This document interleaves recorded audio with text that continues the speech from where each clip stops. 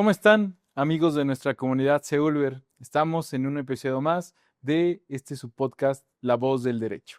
El día de hoy seguimos con nuestras pláticas respecto de nuestros candidatos que van rumbo a esta elección judicial que ya hemos venido diciendo. Es la primera vez que va a ser este formato y por ende en Seulver nos hemos dado a la labor de presentarle a los candidatos para que ustedes estén completamente informados en esta próxima elección que ya está a casi 15 días. El día de hoy tenemos una invitada y de verdad se los digo, no necesita presentación, pero aún así hay que hacérsela. Es la abogada Miriam Lechuga Huerta. Candidata, abogada, jueza, ¿cómo está? Hola, buenas tardes, muchas gracias.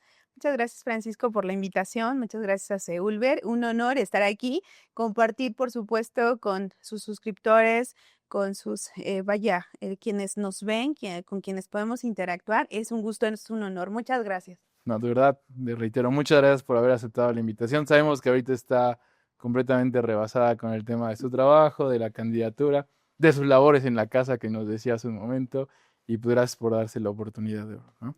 Muchas gracias. Haga, pregunta, que es con la que nos gusta iniciar.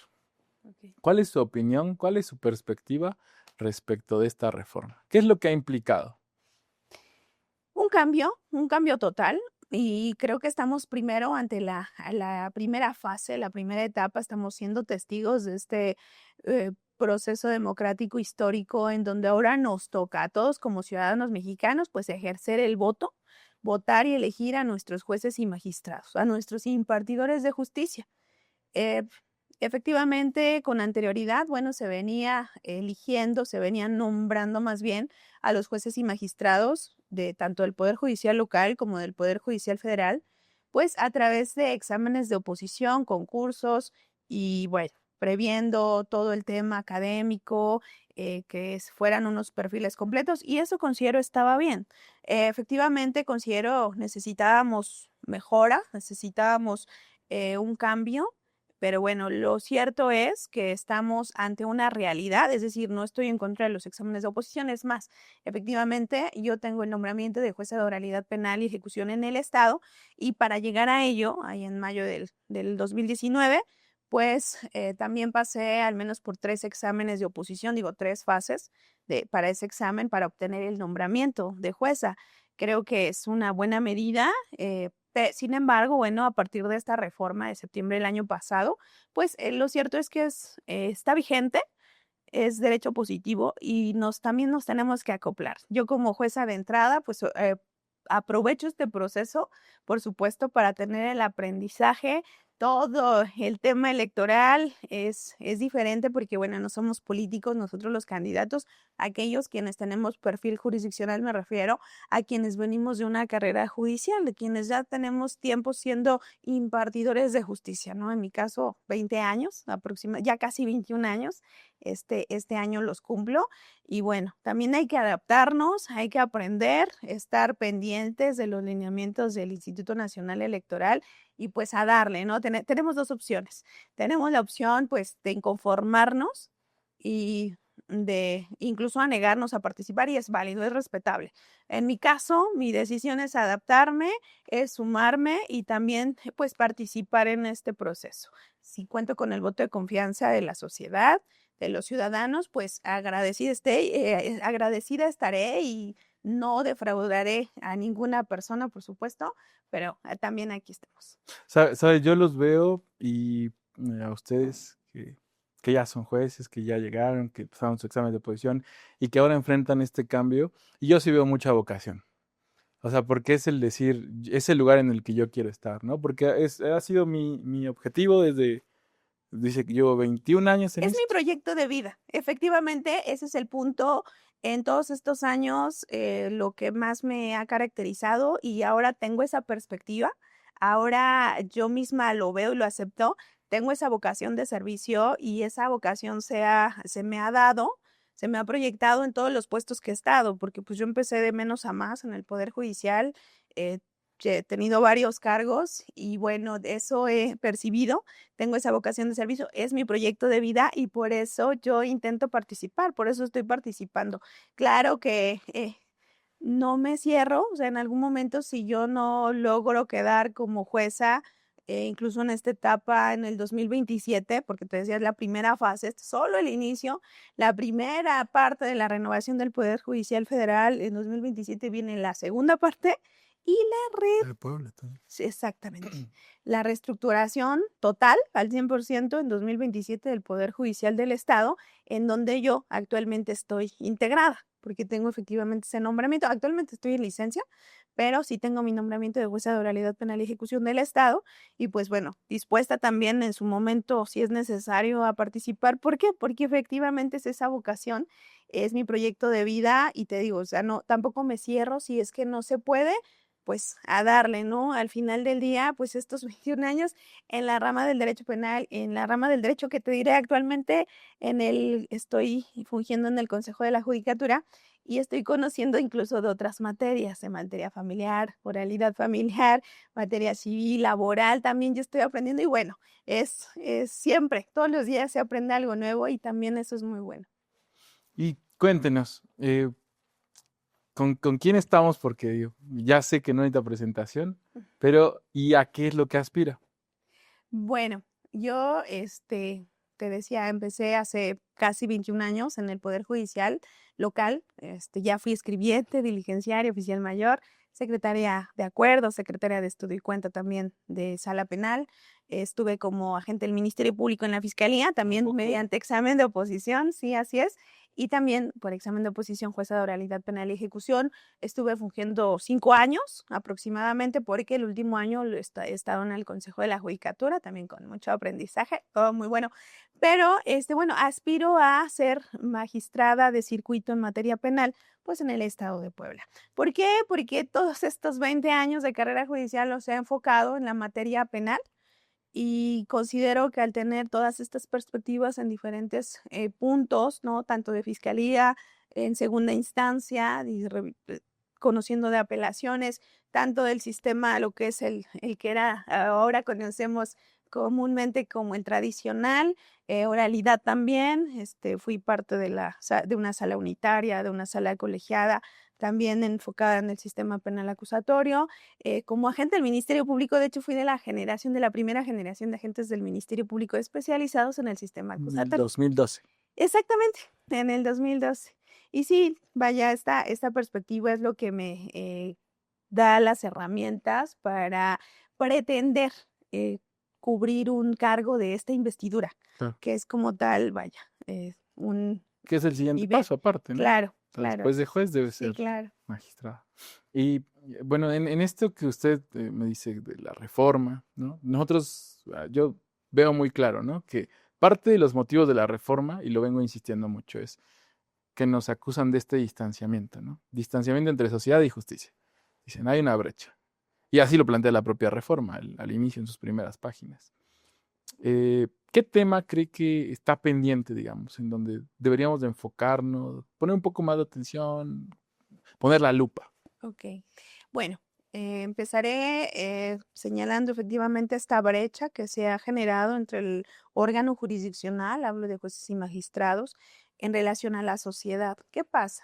Que esta reforma, como un aspecto positivo que he percibido en este proceso, en el hecho de anotarme, de empezar a realizar campaña, a acercarme a la gente, a ofrecer un volante, a tratar de difundir, que de hecho como tal mi intención principal o mi finalidad principal en mi campaña, más que promover mi imagen y solicitar el voto para su servidora, es realmente difundir la información. La importancia primero de lo que implica la reforma judicial o de la que conocemos como reforma judicial, que he dicho, el fundamento o el impacto más grande es que ahora vamos a elegir a nuestros jueces y magistrados a través del voto popular.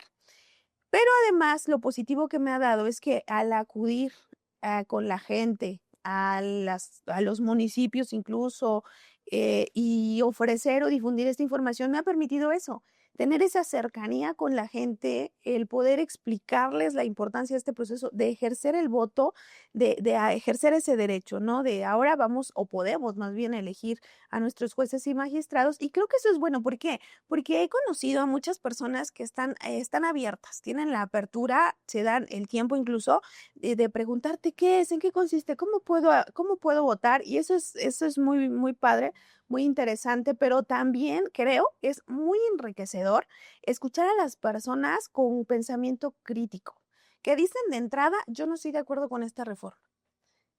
O incluso hasta en otras palabras, ¿no? Te lo dicen, sí, sí. ¿Por qué? Porque están inconformes o incluso tienen inconformidades con nuestro sistema de justicia, que te dicen, es que todo el sistema es una corruptela, es que las autoridades esto, o sea, escuchar a todas esas personas también me agrada. ¿Por qué? Porque me da otra perspectiva.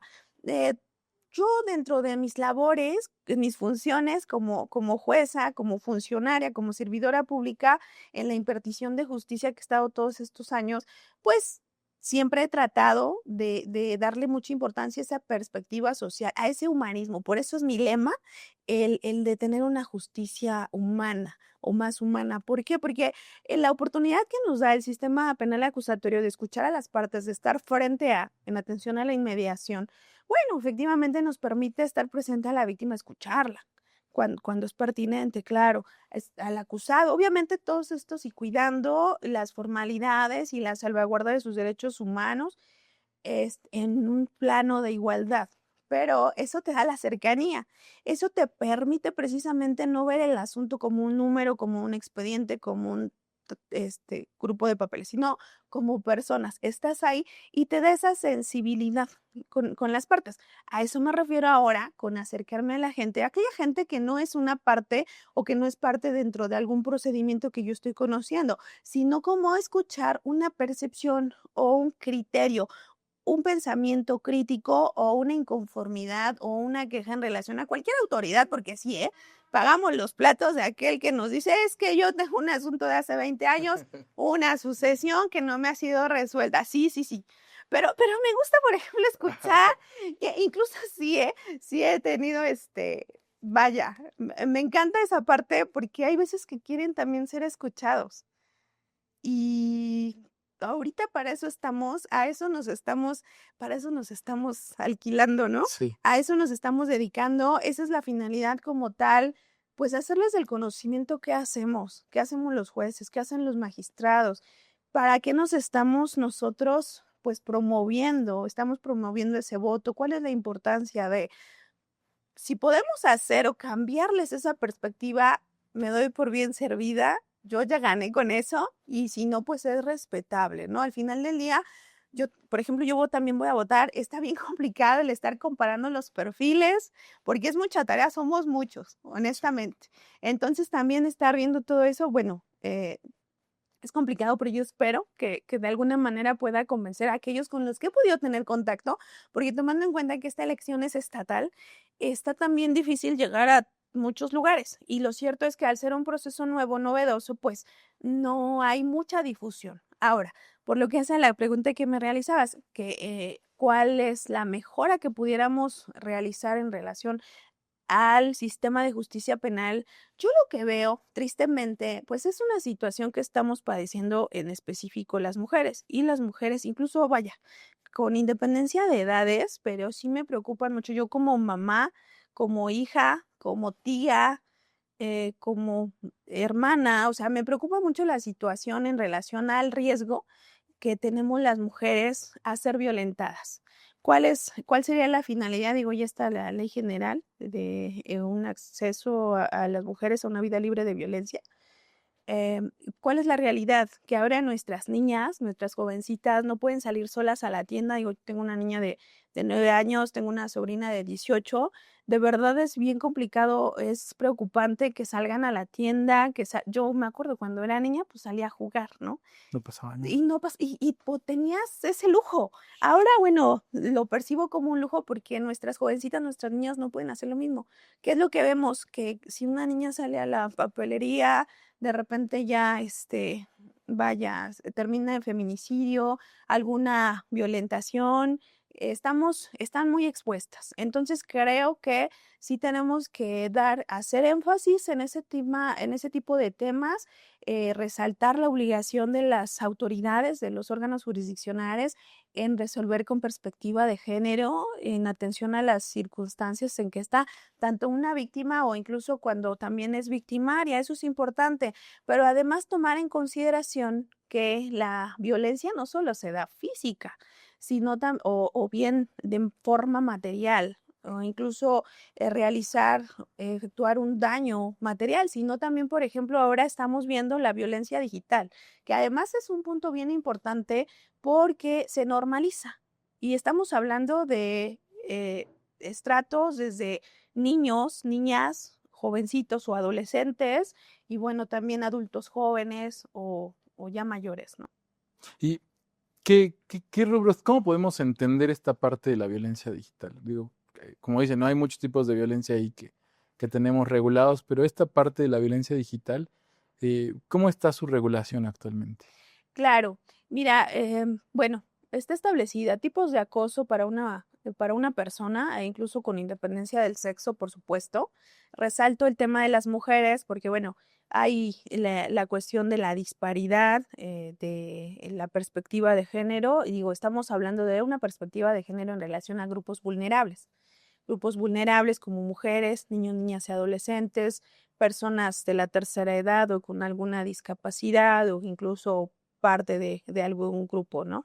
Diferente. Pero bueno, en ese caso, como tal, la violencia digital es tanto como ciberacoso o incluso que es básicamente un bullying, el bullying a través de medios digitales, redes sociales y demás, o también incluso que, claro, que provoquen o impacten en el estado emocional de la víctima. O también cuando estamos ante un intercambio, reproducción, obtención de alguna imagen sensible, imagen o información sensible. Estoy hablando de imágenes íntimas, por ejemplo, en donde se exponga el cuerpo de la víctima, que incluso estas pueden ser reales o simuladas, siempre y cuando no se cumpla o no se cuente con el consentimiento de la víctima, que establece precisamente este delito que se denomina como delito de violación contra la intimidad sexual. eh, este delito específicamente establece una pena de 3 a 6 años de prisión. Ya está regulada a partir de la ley Olimpia, ¿no? Que es más bien una serie de reformas a diversas leyes, por lo que hace al Estado de Puebla, pues fue en el Código Penal, también en la ley orgánica de la Fiscalía, ahora Fiscalía General.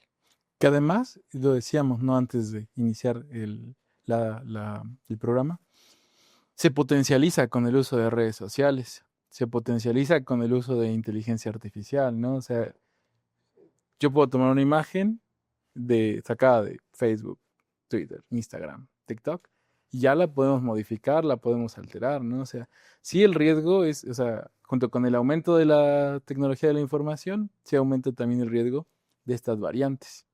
Y no sé si ahí encuentre una necesidad de que las personas juzgadoras vayan generando mayor sensibilización en estos temas, desde cómo identificar el tipo penal, desde cómo identificarlo, hasta qué puedo hacer dentro de un proceso judicial con este tipo de situaciones.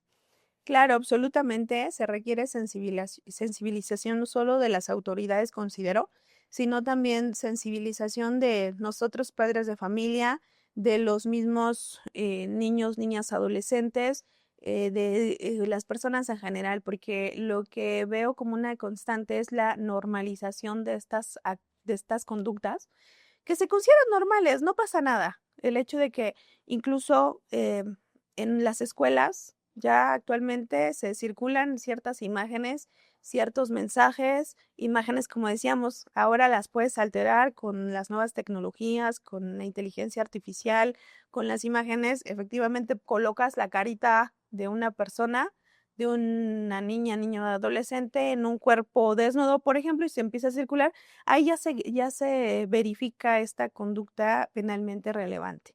Luego entonces ya se puede iniciar como tal una investigación. Tiene la característica particular de que se requiere la obtención de ciertos indicios, como lo es de algunas cuestiones, por ejemplo, obtención de medios, me refiero al teléfono celular, extracción de datos, de información. Entonces, también es un tema que la fiscalía o que las autoridades ministeriales deben cuidar. A lo que voy es que es necesario que también los padres de familia, tratándose de menores, de niños, niñas, adolescentes, en caso de ser víctimas, pues también como que aporten esos indicios, esa información, puedan proporcionarla oportuna y legalmente al Ministerio Público, porque si no, después no van a poder ser utilizadas en la investigación, más allá de la investigación, en la valoración para el juez, ¿no? Yo lo que veo es que a veces a nosotros los jueces nos imputan mucho el tema de que es que lo dejó ir, no valoró bien, favoreció al probable responsable. Lo cierto es que también tenemos la obligación de verificar la licitud en los datos medios de prueba, dependiendo de la etapa. ¿Qué pasa si no se cumple con ciertos requisitos? Pues se vuelve ilícito el acto, se vuelve ilícito esa información. No puedo llegar con una captura de pantalla y ya. Se tiene que verificar precisamente la obtención de los datos, hacer la extracción del teléfono celular. Eso es importante, digo, la fiscalía sí tiene sus áreas especializadas, pero nosotros como víctimas, testigos, dependiendo de lo que nos toque, pues sí tenemos esa tarea. Es importante contribuir con el agente del Ministerio Público proporcionándole toda la información para que en su caso pueda ser utilizado, porque de lo contrario no lo podrán utilizar. Claro. Es muy interesante eso que decía, ¿no? Del tema de, es que nosotros como jueces a veces valoramos y tenemos que ser imparciales, ¿no? Y me parece que, ¿cuál sería la postura de esto, de las personas juzgadoras frente a estos delitos? Más por lo que usted señalaba, ¿no? Decía, bueno, me toca ver el lado de la víctima, me toca ver el lado de la familia, porque muchas veces, pues son niñas, niños, adolescentes los más expuestos. Pero aparte también me toca ver el lado de quién lo realizó, ¿no? Y me toca conjugar intereses, conjugar posturas, entenderlas y tratar de buscar una solución además completa para todos, ¿no? O sea, para todos los que están interviniendo, ¿no? ¿Cuál es el papel ahí de las personas juzgadoras frente a esto de violencia digital? Analizar todo, analizar de forma integral toda la información que la gente del Ministerio Público lleve a audiencia, de hecho. Este, dependiendo, por supuesto, de cualquier etapa, si es desde un control de detención, una vinculación a proceso, e incluso al llegar a sentencia. Tuve algunos asuntos de este tipo, algunos asuntos o carpetas que me tocó conocer en relación a este delito específicamente, delitos contra la intimidad sexual. Son susceptibles de arribar a una salida alterna, cabe decir, porque tomando en cuenta que el rango de punibilidad va de 3 a 6 años de prisión y de 1000 a 2000 días o unidades de medida y actualización vigente en la región al momento de que se realizó el hecho, de que se cometió el hecho delictivo, pues es susceptible de arribar a una suspensión condicional del proceso. Por ejemplo, a mi consideración, ¿cuál sería la principal función o la principal tarea del juzgador? Pues vigilar que la reparación del daño quede debidamente satisfecha, que se cubra de forma integral, es decir, no solo material, sino también moral, pero también verificar que en este caso el victimario, el imputado, por supuesto, también realice las acciones propias para reinsertarse, para evitar que vuelva a cometer este tipo de delitos. ¿Por qué consideraba o por qué insisto en que es importante concientizar o sensibilizar a las personas de que esta es una conducta delictiva? Porque muchos jóvenes, muchos niños incluso, pues están naturalizando, o niñas, están naturalizando este tipo de conductas que no lo perciben, no le dan esa relevancia e incluso a lo mejor no tienen ni la conciencia de que es una conducta penalmente relevante, es un hecho con apariencia de delito. Entonces, empezando por eso, de que hay que resaltar que se trata de una conducta indebida, que no solo te van a castigar o expulsar o suspender en la escuela, sino que también te van a someter a un procedimiento penal, a primero una investigación, un procedimiento penal y hasta una posible sanción. Luego entonces resaltaba el tema de que es susceptible de arribar a una salida alterna, de solucionarlo de manera anticipada, porque implica, creo, la responsabilidad de los jueces en el sentido de los impartidores de justicia, incluso también de fiscalía, por supuesto, verificar, en principio, ese punto, ese rubro de la reparación del daño, de que quede debidamente satisfecho, cubierto, pero no solo en el sentido de que vamos a darle a la víctima un tema de terapia, una reparación también psicológica o emocional, sino también al imputado, al investigado. Es importante que en su caso se obligue a someterse a un tratamiento psicológico, psicoterapéutico o incluso psiquiátrico, dependiendo. Considero ahí es fundamental la opinión de un psicólogo, de un psiquiatra, para verificar cuál es el enfoque que se le debe dar, en este caso al investigado, para asegurar que en lo futuro no se va a volver a comentar. Digo, lo ideal sería, ¿verdad?, prevenir este tipo de conductas, que no sucedieran. Lo cierto es que la calidad del juez no es preventiva, la función del juez no es preventiva, es meramente punitiva. Por lo tanto, es esa nuestra obligación de precisamente verificar una sanción, pero también tomando en cuenta que, como decía, por el punto o el rango de punibilidad es susceptible de arribar a una salida alterna. Bueno, corroborar, verificar. El acusado también se va a someter a una rehabilitación, un tratamiento psicológico o hasta psiquiátrico. Creo que es fundamental. Y a eso iba mi reflexión, porque yo veía, ¿no? Cómo tiene la oportunidad tanto de reparar el daño de forma integral, que lo acaba de decir usted, no es solamente pagarle una cantidad determinada, sino que ver el enfoque integral desde todas estas medidas que tiene la Ley General de Víctimas y también ver el otro lado, ¿no? De la persona que cometió el delito o que probablemente cometió el delito y ver cómo lo resociabilizamos, ¿no? Cómo vemos qué es lo que estuvo mal, porque una persona está jugando así con la información de otro, lo está mal utilizando, ¿no? Entonces, desde nuestra perspectiva nos gusta mucho escucharlos. ¿Por qué? Porque en verdad creo que estamos cumpliendo con este objetivo de acercar justicia y sociedad. No era tan frecuente ver estos ejercicios en donde ustedes, que son los que tienen muchísima experiencia y que han estado ahí en uno y otro asunto, nos vengan a contar, uno, cómo identificamos, dos, cuál es nuestro papel, tres, qué me toca a mí, ¿no? ¿Qué lo explico, ¿no? Y me parece que este ejercicio sí debemos de reconocerlo de ustedes, ¿no? Porque aparte es la primera vez que se está haciendo, ¿no? Así es, así es. De hecho, bueno, en mi caso muy personal, yo normalmente mi vida personal es muy privada. Normalmente mis redes incluso eran muy privadas también.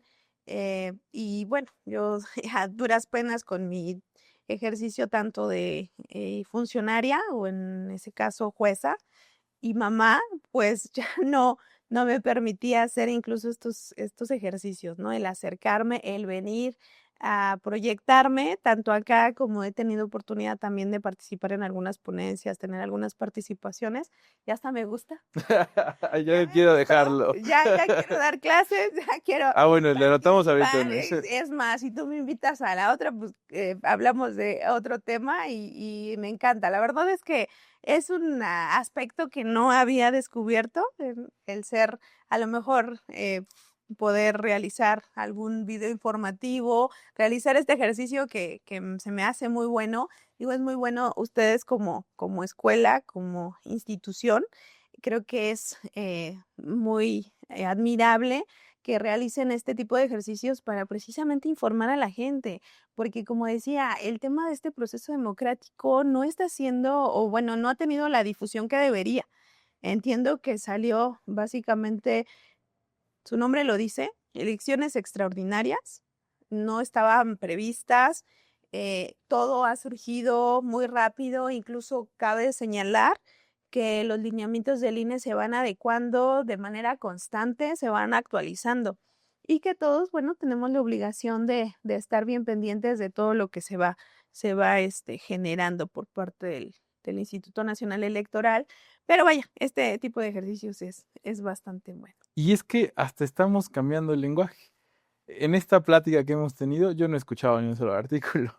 Claro, sí, O sí, sea, sí, sí. tratar de explicar un concepto que es un tipo penal, ¿no? Pero no nos hemos metido mucho al tecnicismo. Exacto, sí. La verdad es que al principio me costó trabajo esa parte, porque sí, de repente me decía, puedes quitar un poquito los tecnicismos porque necesitamos, vaya, también no podemos dejarlos de lado completamente porque al final de cuentas, este, sí es necesario ser medianamente técnicos, pero tratamos también de ser fluidos, ¿no? De que se pueda entender en general. Digo, además, esta comunidad básicamente está enfocada en el derecho y es algo muy, muy padre. Y también creo que esto va a seguir como un poco más, tanto en los que estén en audiencias como en las resoluciones, ¿no? Tratar de compaginar la parte técnica con la parte de cómo se lo expongo a la sociedad, ¿no? O Claro. sea, dirigir una audiencia y explicarle a la persona que está involucrada y obviamente cumpliendo con lo que viene siendo la ley. Por eso, de verdad, se lo reiteramos, muchas gracias por acompañarnos porque sabemos el esfuerzo que están realizando, ¿no? Sabemos, insisto mucho, es este tema de vocación muy fuerte, ¿no? Lo que a ustedes les mueve, ¿no? Porque es este objetivo, este sueño que han tenido desde que entraron al Poder Judicial y que ahora lo están proyectando aquí para ocupar exactamente, ¿no? Las posiciones estratégicas en el ámbito de la justicia. ¿Cómo la podemos encontrar? Yo sé que usted no venía lista para esto, pero sí veníamos listos. A ver si alcanza a ver, ¿no? ¿Cómo la podemos encontrar? Bueno, mi nombre como Miriam Huerta Lechuga, así estoy, Miriam con N, a ver si se alcanza a ver, no, está muy chiquito, ay, Bueno. es así. Miriam Huerta Lechuga, tanto en Facebook, en Instagram y en TikTok, así todo seguido, Miriam con N, Huerta Lechuga, ahí me pueden encontrar.